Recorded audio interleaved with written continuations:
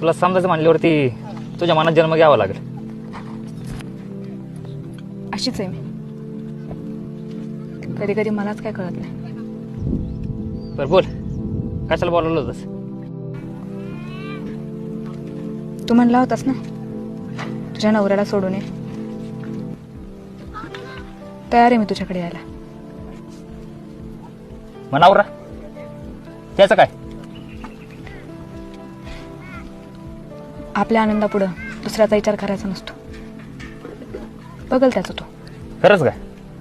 मग तुला इथं कशाला बोलवलं असतं?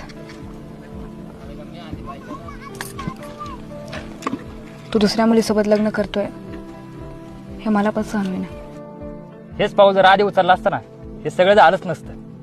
उशिरा का मी अक्कल आली ना. चल आपण कुठेतरी लांब पुणे मुंबईला जाऊ जिथं आपल्याला कोणी ओळखणार नसेल. चल मग, कशाला थांबायचंय? आज नको, उद्या जाऊ. नवऱ्याला जरा घोळ्यात घेते, माझं सामान आणते सगळं.